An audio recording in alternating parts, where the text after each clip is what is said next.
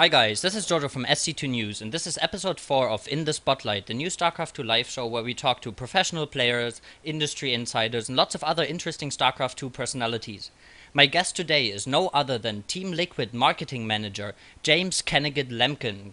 Kennigit, how are you today? I'm doing great. How are you? I'm doing great, yeah. Thanks for being here.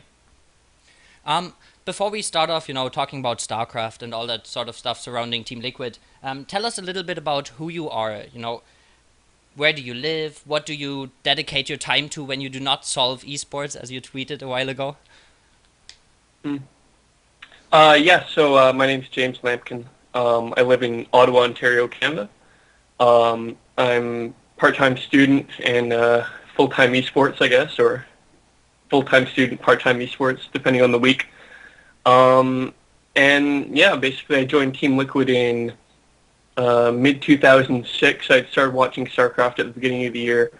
And during one event, it was Tasteless' first casting event, and he had mentioned that he was worried he was going to get flamed on this site called Team Liquid. And I looked into it, Googled it a little bit, figured out what it was, and got hooked immediately. I just kind of joined the community and went from there. Mm-hmm. And what do you study? Computer science. Computer science. All right. So what other things do you enjoy doing? I mean, as you said, you are full-time esports. Do you have any other hobbies? Other hobbies? Yeah. I like to camp. I go canoeing a lot, and I rock climb. Mm-hmm. And outside of it, spending time with my friends and that, and I go to the gym pretty regularly, stay fit. That's pretty much it. All right, cool. So tell us a little bit about your first encounter with StarCraft. How did you get into StarCraft? Was it back in the Brood War days? Yeah, I'm actually not sure when I first played StarCraft. I think it was probably like 2002. A lot of people say they played it in 1999, and I'd argue that most of those people are lying. I think it was probably around 2002 that I played it. I played single player, cheated through single player. Didn't really get too much into multiplayer. I played some, the standard UMS games and money maps and that. And then just got into competitive multiplayer, or at least watching competitive multiplayer in around 2005, when I saw it on WCG and saw it on Blizzard Worldwide Invitational and BlizzCon and that. So that's really what got me into it. Mm-hmm. And so you said you played the single player in StarCraft 1. Can you say anything about comparing the StarCraft 1 or StarCraft Brood War multiplayer with StarCraft 2? The Sorry, multiplayer, single player. single player. Yeah, I'm messing up here. Single player. Yeah, so the first thing I did when I bought StarCraft 2 was stayed up all night and went straight through the single player campaign. It's a completely different feel, right? Like if I go and play Brood War now, I get super nostalgic because the graphics now aren't good, and just the whole setup of how the pre-map descriptions go and all the dialogue, how it's all presented, isn't particularly technically difficult, but it's still I found it got a lot more emotion out of me than some of the StarCraft 2 stuff did, even though it was a huge cinematic experience. But I think that's the case with most old games. It's nostalgia effect. But no, I like single player campaign StarCraft 2, and I can't wait to play the rest. All right. So following up with that, how did you encounter Team Liquid first? Like you said, you encountered it after Tasteless talked about it. How did you get involved with Team Liquid, and what was your progression there? I mean, you're now marketing manager, but what did you do first, and how did you get there? So I think I started out doing random graphics, like you see in the forum now. Some people randomly Photoshop stuff. I started doing that just randomly in threads for some people, and I think I had volunteered to Manifesto 7, who had put out call for people to help with a database project to collect information. And this was 2007, I guess. And so I signed up for that, and me and the Dead Haji got selected to work on this project, which eventually became TLPD. And at first it was just an Excel spreadsheet that we kept, and we updated between two of us. And what would happen was I would go through new games as they were broadcast and record stats, and Haji would go through the his massive hard drive of all the old games from 3 years ago. And we slowly built up this big Excel sheet, which was effectively considering what TLPD is now, but it got both our feet in the door, I guess. Yeah. After that, Haji got staffed, and he became the head admin. We only had one admin at that time. He took over. And when he took over, he staffed me as well because I helped him out with that. And basically my job was doing entering stats into TLPD for, I don't know, maybe 6 months to a year. And then I think Dead Haji retired, and we realized that having one admin for a site this big was a bad idea, and that we should have multiple admins. So I think myself, Fake Steve, Hotbid, and Son of Bob were all made admins.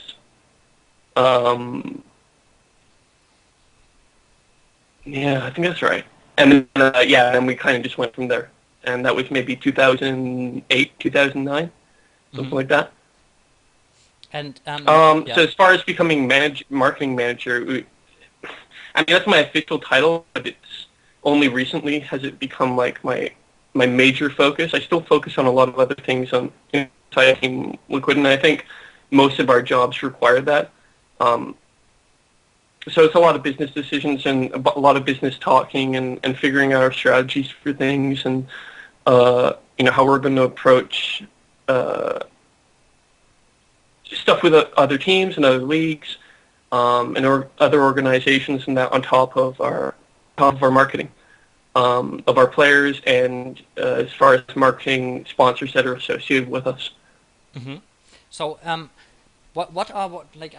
personally find it really interesting to get to know about what the major ways are StarCraft II pro teams are funded at the moment. What makes up the big bulk of the money? I mean, there needs to be funding. So for most teams, I think the majority of it comes from just from pure sponsorship dollars, and I think a lot of teams are making a conscious effort to try and move away from that because it's too it's not really sustainable. I mean, it works, right? Like, you can just secure a sponsor for a year for a certain amount, which is fine, but you've secured the sponsor for that year, and that's all you know about your business. And so a lot of teams are trying to explore ways that they can have, sustainable sources of revenue to fund their teams and fund their brands that works and can grow in the long term. So that's why you see a lot of teams focusing on clothing, on additional projects that market their team and market their brand outside of just pure sponsorship. I can't really give you like an exact percentage of what percentage is coming from sponsorship dollars and what's coming from everything else. It kind of depends on the team, right? Mm-hmm. And I think a lot of teams are still exploring that, and that's what we're doing as well. So I think in the future that's what you're going to see a big focus on, is teams trying to, we'll all still have sponsors, but there won't be as heavy a reliance on it. Okay. That actually leads me to a question I collected on Reddit. If I find it now to know who it is. Oh yeah, it's Jalk Loban on Reddit. He asked, why is Teamliquid always sold out of t-shirts? So you said you want to focus more on things like, for example, selling your own clothes. Yeah. So when we designed that shirt, we actually made a massive mistake, not even knowing it at the time, which was putting those two Teamliquid little things up here. That actually really screws up production time, and the company we went with was pretty small. So instead of having something that could print out 3,000 shirts in 3 weeks, it was more like printing out 3,000 shirts in 3 months. and that was just the nature of what we'd done with the design without even thinking about it. And it was a big lesson we learned, going to new uniforms and new shirts, and that is, how we position stuff, how easy is it going to be to produce and ship, and that sort of thing. But yeah, so with the new stuff we're going to be doing for the team and for the site, it'll be a lot more. The turnaround time on production and stuff like that will be a lot shorter, so it'll be really easy to get stuff out to fans. Mm-hmm. So once again, following up with that, there was actually quite a lot of people actually agreed with that and said, for example, SCII Bull on Reddit said he really misses the blue shirts, the really simple ones, the basic ones. He says they were the most recognizable and most likable, but they're always in limited supply and never available anymore. Will they ever come back? I don't think so. Yeah, that was actually because we made a conscious decision at one point to just focus on the horse brand, right? Our horse logo. Yeah. So we want to focus on things like that, and we're going to look at other designs and things like that for shirts, but I don't think we'll be going back to that shirt specifically. All right. You also talked about sustainability and different ways of funding for teams. I mean, the same thing also applies to tournaments and organizers and stuff like that. We now had MLG Winter Arena, the first PPV model, of broadcasting StarCraft II events. I personally think pay-per-view is quite an anachronistic business model. I mean, it's barely working in TV. Do you think that's a step forward? Is that the way to go, or are there other ways to monetize esports in the future? Well, I mean, I disagree with the idea that it's barely working in TV. I mean, UFC has done huge numbers with pay-per-view system, and even WWE continues to do huge numbers with $50 pay-per-view. So it's just a case of, is there an audience to pay for it? And it's a question we have to explore, because right now, I mean, people have this idea that everyone can do a $5 upgrade to a 1080p stream, and that's going to cover it. And unfortunately, it's not. The economics don't work if you want to expand the scene, right? I mean, you can sit around and do a pretty conservative guess on how much it costs to run a league and how much it costs to run an event. And the numbers from advertising dollars and the numbers from just a pure upgrade system don't always add up. So some leagues benefit from the fact that they already have the location taken care of. Mm-hmm. So if you look at like IEM this weekend, it's at CBIT, right? So that location is already sponsored by Intel, and it's already covered under an Intel budget. Mm-hmm. So IEM doesn't have to drop like 150 grand on a location. NASL does, and IPL does, and MLG does. So that's, I mean, if you think of a conservative estimate on how many people you have buying these upgrades, and then you talk about plane fares, and you talk about hotels for staff and paying staff and translators and the whole bit, and then investing into the business, it doesn't work, right? So I believe that pay-per-view isn't for everybody. I mean, as in it's not for every league. If every league switched to pay-per-view, it would be a bad thing. But in general, I think there needs to be more money coming into the scene and less money leaving it. And one of the ways to do that is through pay-per-view. Mm-hmm. So yeah, I'm pretty open to it. And as far as MLG says, the first pay-per-view was a pretty big success. So we'll see how the rest goes. Mm-hmm. Betty1 just asked in the chat a question following up with that. I'll see if I can grab it. Do you see a governing body of North American esports rising, similar to MLB, NFL, etc., where the teams help fund the league instead of the third-party tournaments?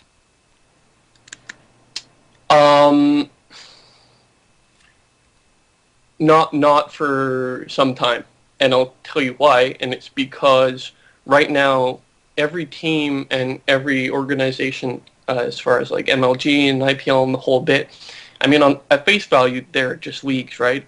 But ultimately, these companies treat themselves as marketing companies first, right? They sell their esports to, tech partners or drink partners, blah blah blah, as a service, right? We are a marketing company, Yeah. And so now you're asking the question, well, can 10 marketing companies who are all competing for the same dollars coexist under one union? And to some extent, yes. I mean, there's mutual interest between teams. So you could see like an organization of teams that like G7 used to exist in a few years ago, which had a lot of problems, obviously.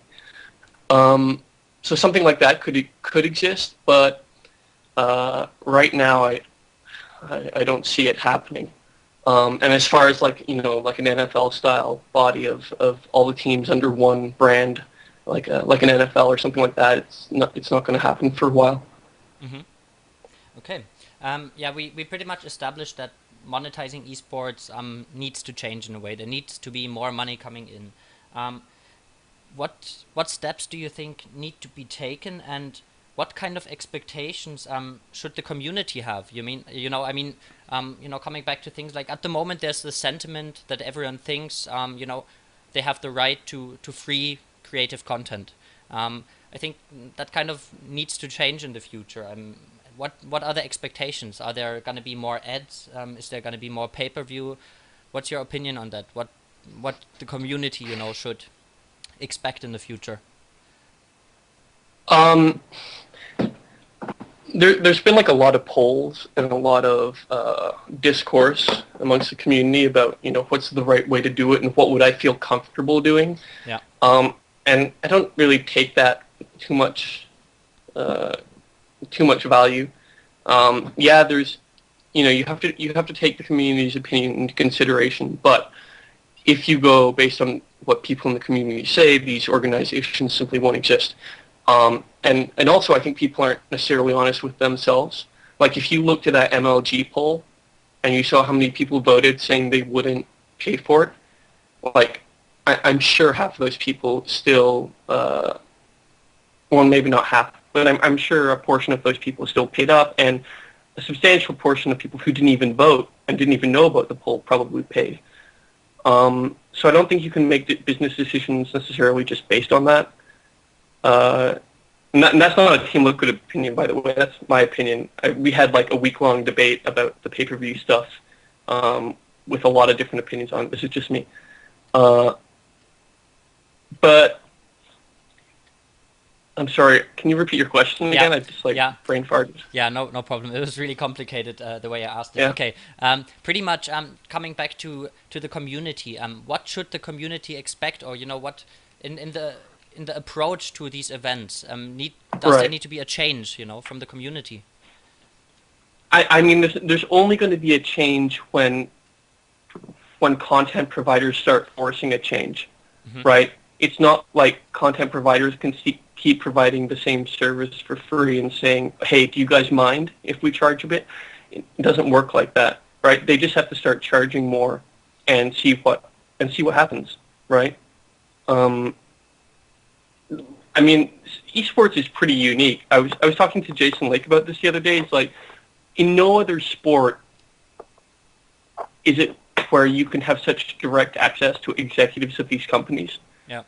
Right? Like, people can talk directly to Alex Garfield or Victor or Nazgul or Sundance. And it's like, imagine Jerry Jones from the Dallas Cowboys getting on a message board and you telling him, no, man, you're killing football. Like, it's just unheard of, right? It would just never happen. So, and they don't come on to do interviews where they're saying, guys, listen, we got to raise ticket prices a bit just because we got to cover costs, you know what I mean? Like, it just happens, and they deal with it, right? Because they know their fans will pay for it, and some fans won't. And then, based on their numbers, they figured out, well, was this a good move or wasn't a good move? And it's not something that the fans... fans vote with their wallet, right? Fans don't vote verbally. Like, if you go and buy it, you've told the content provider that it was acceptable. So if 20,000 people go and buy MLG, the community's told MLG, yeah, this is a good thing, right? So if MLG cranks up their price to $55 for the next pay-per-view and no one buys it, then that was the community's vote, right? that's where you got to say, no, that's bullshit, don't do it. So I mean, expect everything, right? Expect people to try models where it's going to be completely free, and they're going to tell you, hey, look at us, we're completely free, but don't necessarily think that they're going to be around forever. And if you decide with your wallet that $20 is worth it, or 10 or 15 or whatever, then buy it. And with your vote and with 100,000 other people's votes, content providers will figure out what the true value is for this product. Mm-hmm. All right. There's another question in the chat. It's a bit off topic now, but it might be a good idea to move away from this. I think we pretty much explored it as much as possible. I mean, I could ask you, actually, you said this was your personal opinion. Do you have an official Teamliquid opinion on the PPV model? I know you didn't feature it in the calendar. Is that going to change in the future? I mean, if this becomes the norm for some events, how is that going to affect Teamliquid? If you can talk about it. Yeah, we don't. I think we have an official opinion on it. It kind of. I mean, we released a statement regarding the MLG thing, not being in the calendar, right? And that was like a decision we had to make, and we felt we had to explain to the community. I don't predict that we're going to have a lot more. I don't think everybody's just going to switch over to pay-per-view immediately, right? Mm-hmm. I think it's going to be a slow transition where MLG will do it, where they'll have like some pay-per-view events, some freemium events, like their pro circuit, like the actual pro circuit. As far as I know, will be freemium. And IPL has said they're going to stick to freemium and NASL as well. So I don't see it becoming a big issue right away. The most important thing is that we keep growing the audience, right? Because people I think we've shown that this thing has a chance, but it's not where it needs to be fully sustainable yet. It needs a bigger audience. And so, by the end of the year or next year when the next expansion comes out, there'll probably be another big boost in viewers and things like that. And then, there will be another one with the second expansion, then we'll see where we are. 2011 was kind of an explosive year where people dumped a lot of money in, and now they're trying to explore in 2012. How can we start making a little bit of that money back to at least break even, or to invest further into the scene, and invest further into their businesses. Mm-hmm. All right. Another question that's come up quite a lot now, and also on Reddit, was what influence do you think Teamliquid, I mean the team, the website, the forum, everything, has had on foreign esports? Where do you think the scene would be without Teamliquid?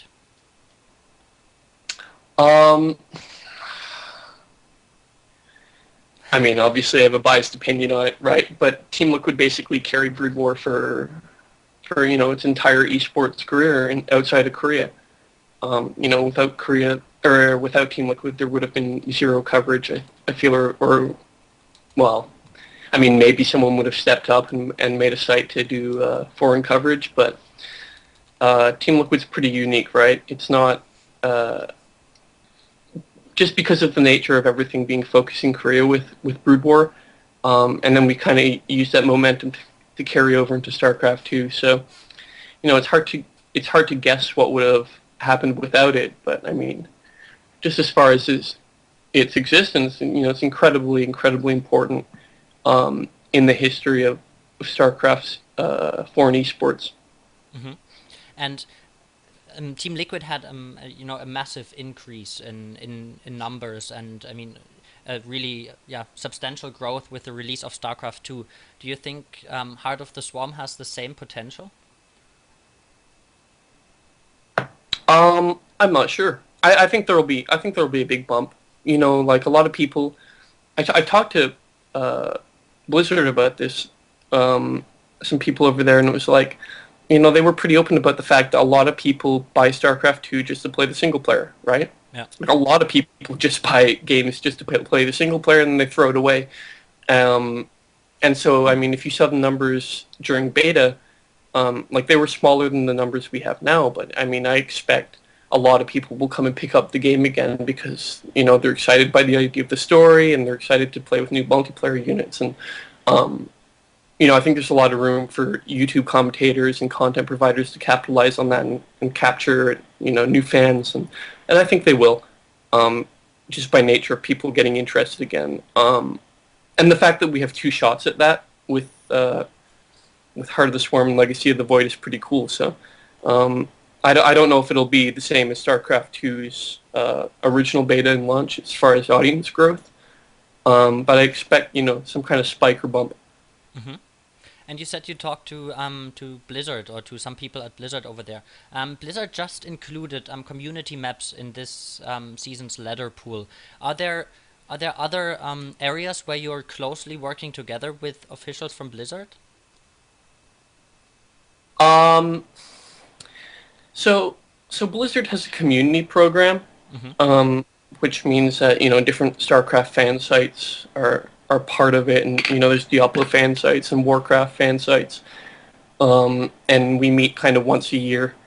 A lot of fan sites rely on content coming out of Blizzard to sustain their sites, right? So whenever there's a new WoW patch, every WoW site throws up a thing about WoW and does a patch preview, and they scramble to try and get an interview with one of the designers, and all of that's coming out of Blizzard. So that's where the bottleneck is, right? Is that community team or the PR and trying to get stuff out of there. We don't operate like that, right? Like Teamliquid runs pretty autonomously for Blizzard, so there's certain things we can do, like we had this opportunity to do the map contest and get some maps included in the ladder, which was amazing. And we had never done anything like that before. So we want to keep doing things like that. And we were able to get a few interviews with Dustin Browder and with Ilya from the eSports team. So we want to do when it's appropriate, we want to get really good, engaging content from Blizzard, and do cool projects like that. But I mean, it's not something we rely on in our day to day. But there is a lot of communication with Blizzard on a regular basis. Yeah, for sure. I mean, whenever we're going to do tournaments or stuff like that, when I say Blizzard, it's not. I mean, there's an esports team we talk to. There's a community team we talk to. There's Bob Kaleko and the PR team who we talk to for interviews and things like that. So, yeah, I mean, there's pretty steady communication back and forth. Mm-hmm. All right. A lot of stuff that has come up in the chat now is talking about, because you talked about Brood War earlier. What really interests me is there's this myth, that Brood War pros are gonna switch soon, and they're gonna tear up the StarCraft II scene. Do you think it's myth or reality? And also, do you think it's gonna happen soon, or with Heart of the Swarm, or never? It's happening in April, right? Yeah, exactly. I think that, yeah, it's happening in April. Yeah, April's coming, so. Yeah, the chat is quite crazy. Yeah, I know. No, that's it's no, it's just kind of a rumor. I think there's people training now in StarCraft II who've been training for a while, and they'll slowly transition. It's, a bunch of B teamers and some A teamers, and people who retired and are investigating it and that sort of thing. But it's not like some cataclysmic event where all the foreigners are going to ask, why didn't you stop it, or something like that. It'll just be a slow transition of Koreans moving over. Mm-hmm. And do you think it's gonna change the game, or the most overused word in the scene, the meta game? No more than it's already changed, right? Like 4GG switched, and Puma switched. Even Hero was on Lacaf Oz, and these players switch one at a time, and they find their space and all of that. And I don't see any big switch. Like, it's not like all these Brood War players are going to switch and then the game changes, right? Because they were Brood War players. Those players will adapt to StarCraft II, not the other way around. Mm-hmm. But they add more talent to the pool and that sort of thing. So yeah, the game will get better. All right. Talking about maybe Koreans, especially, and Korean players as well as Korean teams. I got a question earlier that says it's quite a long one. I'm gonna have to read that out. Many Korean teams are more successful at the moment than Teamliquid has been recently. However, it seems like very few of the Korean teams make much of an effort to market to the foreign scene. Seeing that Teamliquid is partnered with OGS, have you talked to them about helping them market themselves in the foreign scene? And do you think Koreans are missing out on a way to increase their income and recognition by putting enough effort into marketing and selling to foreign fans? Um, so I think Koreans in general are less marketable than foreign players just by nature of them not speaking English. There's exceptions to that, like MC and, I mean, Hero, obviously. But if you look at a lot of the Koreans that are doing exceptionally well, I mean, how big of fan favorites are they? Like, like Genius. I mean, Genius is an excellent player, but he's not Boxer as far as marketing capability, right? Yeah. And Boxer's kind of an exception.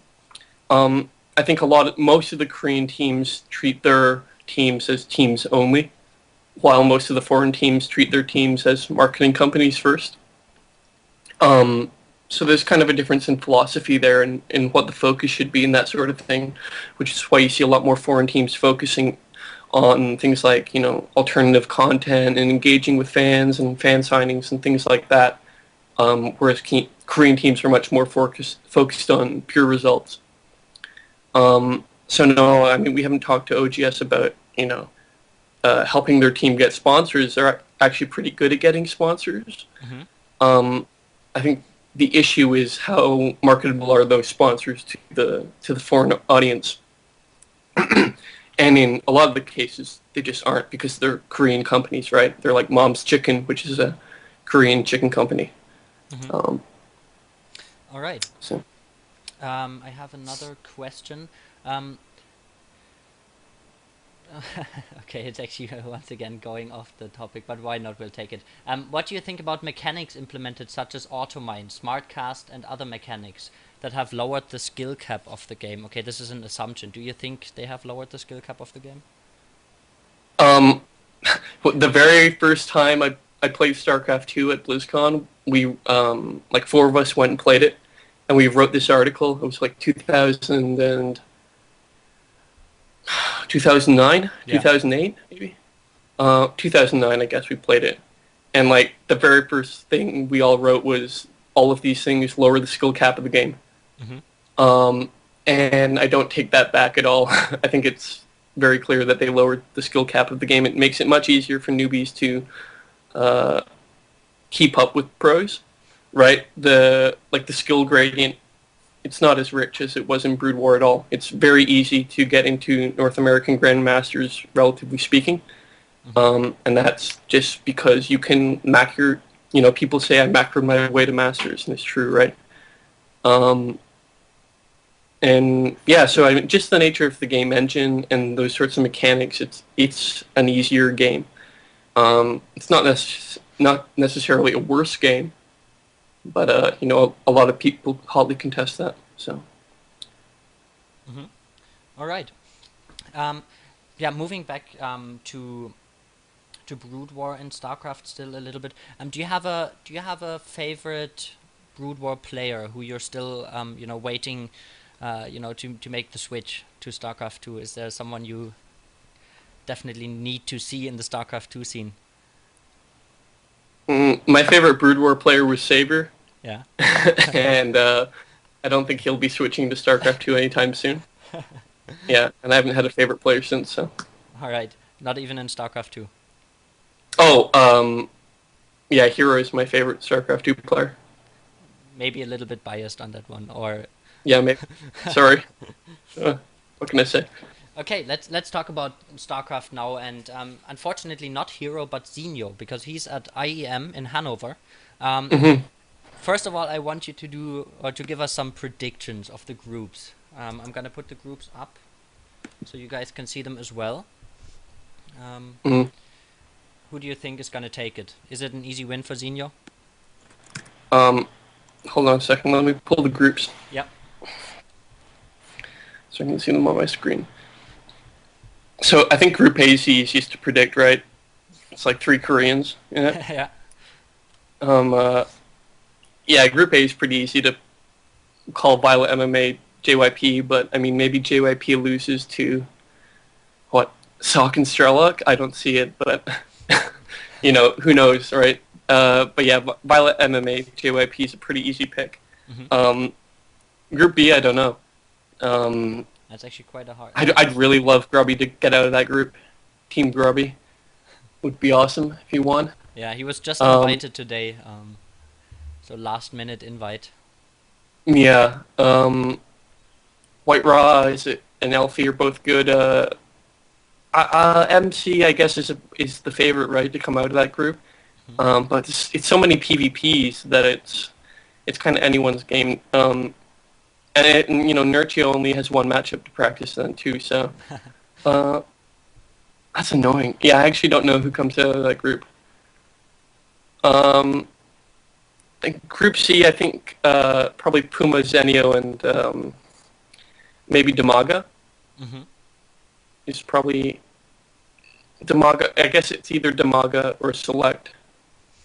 Um, So Mana Killer, yeah. yeah, you give first place to Puma, I'm I'd guessing. say I'd say Puma, yeah, and Okay. then I'd say Zenio, Hmm. and then either Damaga or Select.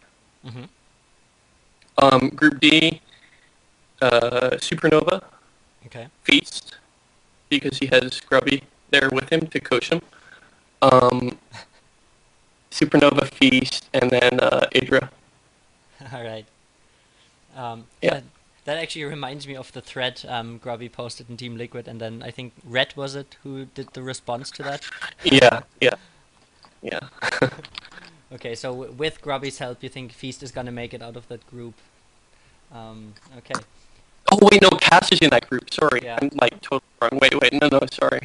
I think it's Supernova, Cass, and then uh, Feast or Idra. Okay. Yeah, we'll see if Oh, Idra fuck. if Idra can Maybe. prepare well enough due to the accommodation situation in Hanover. Yeah, we'll see. Okay, so yeah, I'm actually gonna interview Cars right after the event, so I would actually like to see Cars getting out of that group as well, and maybe even taking IEM Hanover. Um, Yeah, that guy's sick. yeah. He's really, really good. So, So your prediction for winning the tournament? oh god, I don't know. I have no idea. It's like it becomes like Korean death pool after that.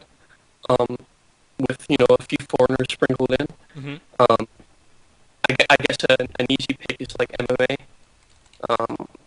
or Supernova. Um, yeah, I guess MMA is the easy pick. All right. I just saw that we have sound problems now. That's the XSplit. Oh, okay. Yeah. So, okay, guys, can you give me feedback again on the sound? Kennigit, maybe tell us. Do you think? Why don't we restart the call? Is Yeah, that we'll just okay? restart the call. Okay, 1 second.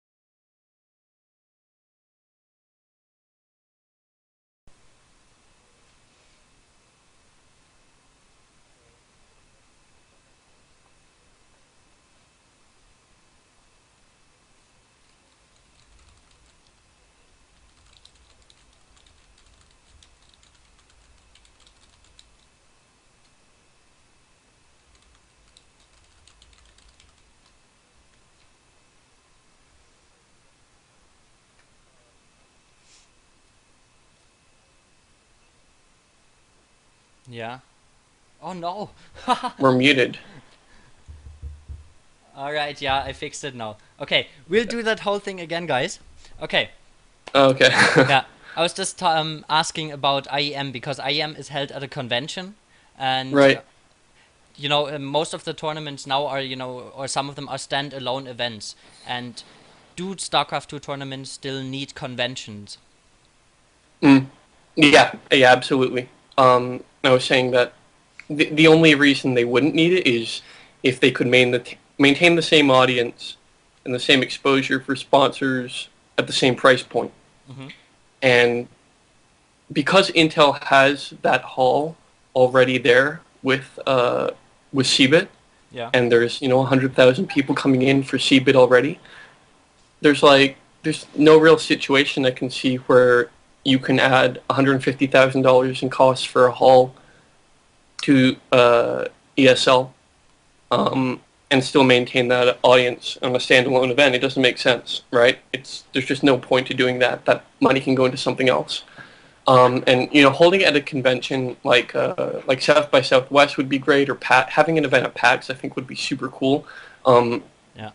Around the same time, maybe not competing with PAX, but a couple days after or a couple days before, or having the finals going on during one of the days, something like that. You can pull in a huge audience with that.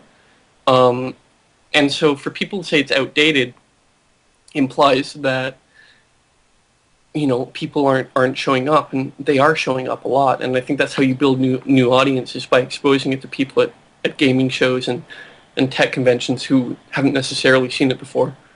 Mm-hmm.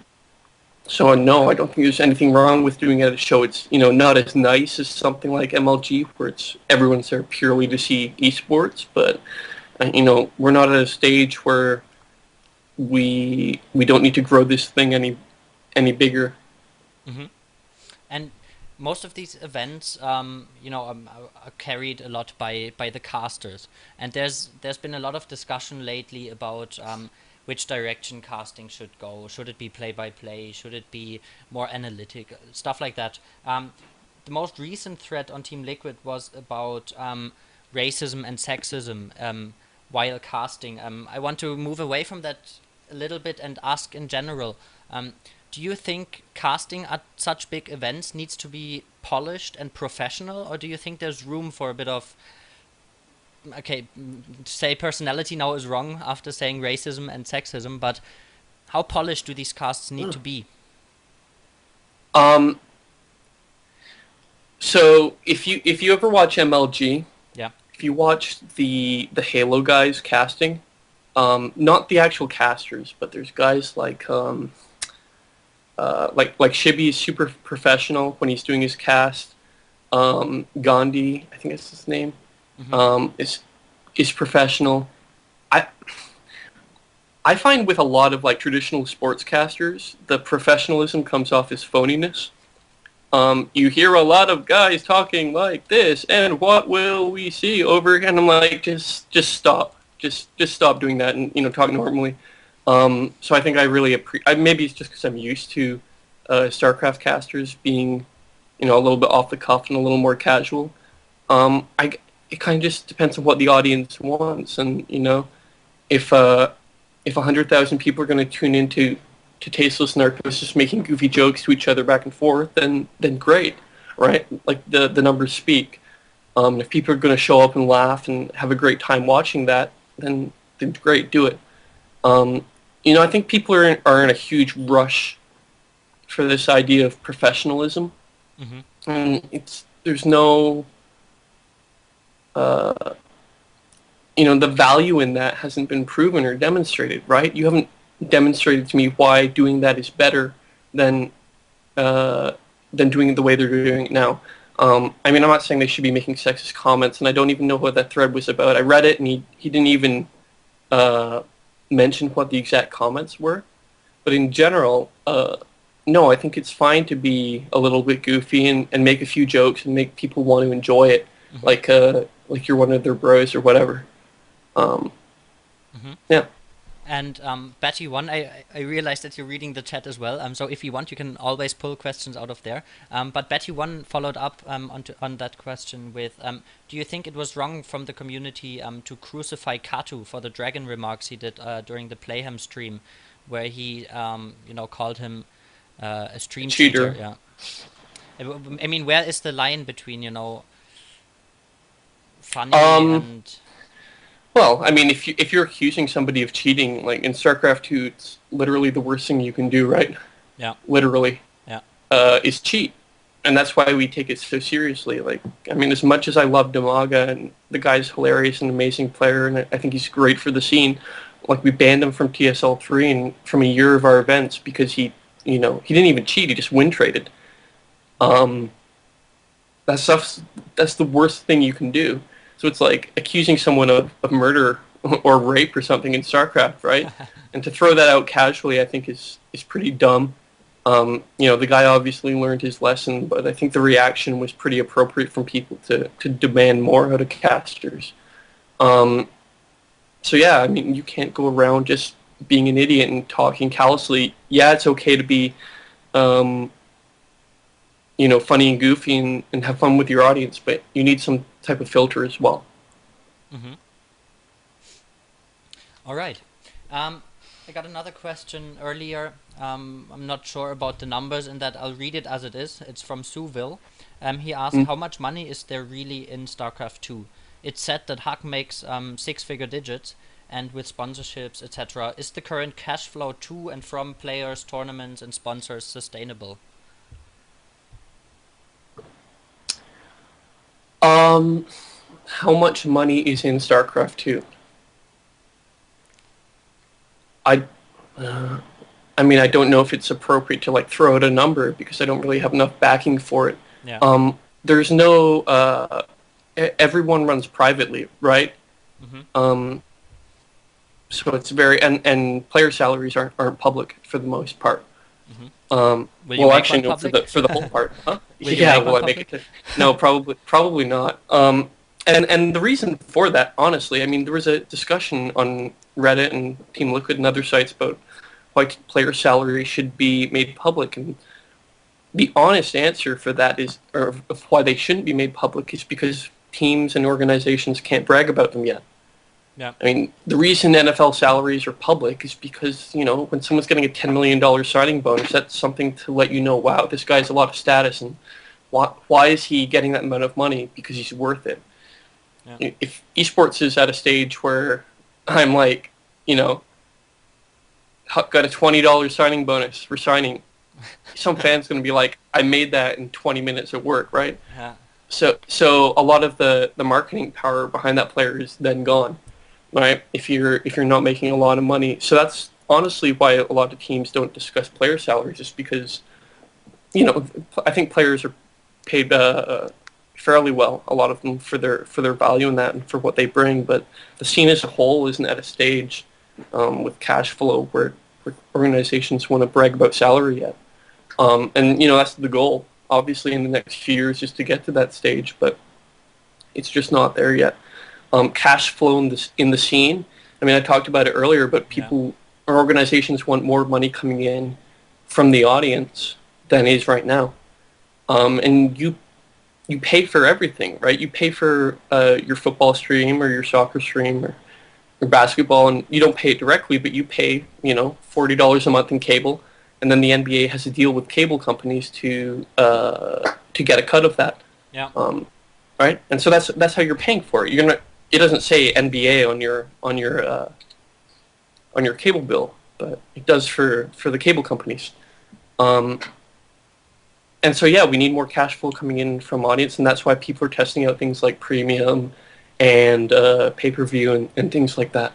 Mm-hmm. Alrighty-o. Maybe as one of the last questions, let's move back to teamliquid.net as a site. If there was one feature you could implement, what would it be at the current stage? Or are you happy with Teamliquid as it is right now? It's a bit of a stupid question for the marketing manager. No. No, I mean we want to make the site as good as it can be, right? And we want to always add features that are cool Hmm. and that are helpful to people, not just to. That's kind of what we do, right? It's like we take so long to put stuff out because we want it to be good. You know, most of the projects we work on take longer than they should, but we sit around for and spend a lot of hours discussing the right way to do things. And for the most part, we think we do it right.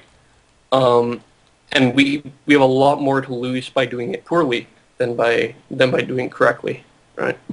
Um, so you know, like even that Barcraft page, we could have probably put it out in like one day, but you know, we spent a few weeks putting it together and discussing what we wanted to do with it and the whole bit.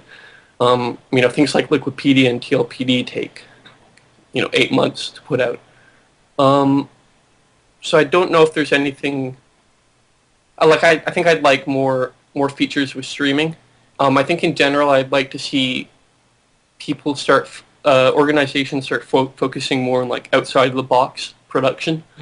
Hmm. As far as uh, you know, most of our broadcast is done inside that Justin TV, that Twitch TV box.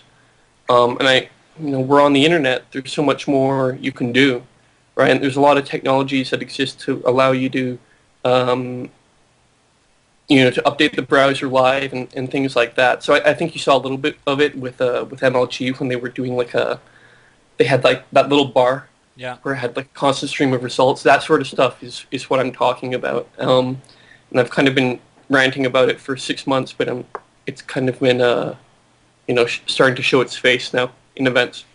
So that's why I'd like more on Teamliquid events as well. Hmm.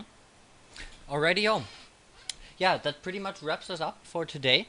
Are there any final questions in the chat, guys? Kennigit, if you see one, you can pick one as well. There's a lot about K-pop at the moment. K-pop or Avatar, both have been banned. I don't know why they still exist. Bad moderators. Yeah. Okay, good. Yeah, that's pretty much it. Are there any shout-outs you want to give? Teamliquid.net and teamliquidpro.com, of course. Cheer for Zenio at IEM. And keep watching us in team leagues. We've been killing it pretty well recently. Our players have been doing really well, and we're really happy with them. Coming up, we'll be at MLG in a couple weeks at Columbus, and then IPL right after. And then both Zenio and Hero are in Code S now, so they'll be playing in that pretty soon too. Yeah, that's gonna be really exciting. That's actually this year, the first season, I'm actually gonna buy a GSL pass. So, yeah, let's hope they're gonna do well. Okay, good. Thank you guys for listening. That was it with Kennigit. I will now talk to InsidiA. He's a guy from Teamliquid. He's on Teamliquid, let's put it this way. He's 15 years old, and he did the overlay for the show for absolutely no charge and just reached out to me, and I think that's pretty awesome. Kennigit, do you have a thought on that, maybe? I mean, you've seen the No, I overlay, mean, no?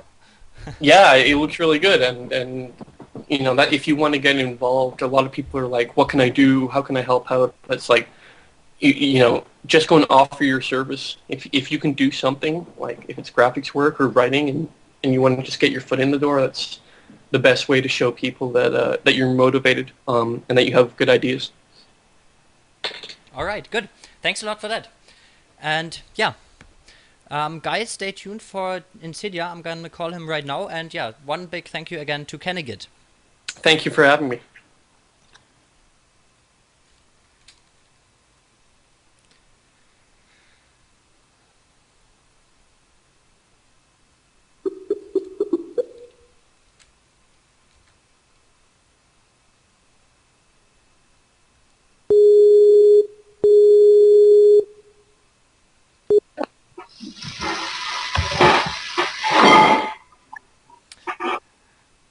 Hey, Jason, are you there? Yeah, I'm there. Alrighty, yo. So guys, I'm now talking to InsidiA, or Jason Pun. He's a 15-year-old, and he made the overlay. Maybe tell us a little bit about what you do. Like, I mean, you're 15 years old. Apparently, you must be still in school, right? How come you contribute to the community like this? Well, basically, I've been doing graphic design for a while, and well, obviously, I follow the StarCraft scene, so kind of wanted to get involved. So, first of all, like I posted a thread on Teamliquid. It was like a blog, and it was right after In Control said that people should help esports. So I put up this blog to offer free graphics for pretty much anyone, and I did stream overlays for people like Zerker, formerly of Gosu, Fallen 33, who came from Complexity Academy, and that's how I first got involved into the scene. All right. I mean, what you're doing is really cool. And you said you're working for Definitive Esports now. That's quite cool as a 15-year-old. Yeah, so basically how that happened was James reached out to me on Team Liquid and he said he liked my designs because I had a wallpaper fed too. And then he talked to me on Skype and he's like, oh, how would you like working with me? And I'm like, sure. And then he just gave me, he's like, oh, I'll pay you too. I'm like, okay, that's great. So that's how that started. And then I did a whole bunch of stuff for them. And yeah, basically that's how that all started. All right, cool. And do you play StarCraft yourself? Yeah, I do. What race do you play and what league are you in? I'm Zerg and I'm in Platinum. All right, cool. Um, yeah, people, if you like, get in contact with InsidiA. You should have a link on the screen right now for his Twitter, for his DeviantArt page. Oh, and he's starting the webcam. That's the I guy. just turned on my cam. He makes I just realized that it awesome was off. overlays. I just realized it was off. And yeah, write him on Team Liquid as well. It's InsidiA, yeah. Is there anything you would like to say to the community? Um, if you need anything, look for me in City on Team Liquid. I'll do graphics for free, or if you want to pay me, that's even better. But yeah, I'm willing to help, and if you need me, just ask me. I'm here to help. All right, cool. Thanks a lot for coming on the show and telling us a little bit about yourself. Yeah, I hope you get more, I don't know, jobs from that. And have fun, and thanks a lot for contributing to the community. All right, thanks for having me, Jojo. Cheers. All right. See ya.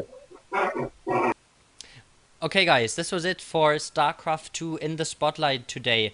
Kennigit talked to us for a while, and we talked to InsidiA. The next episode will be on Tuesday the 13th, and it will be with no other than Empire Cars, maybe the winner of IEM Hanover. So check that out.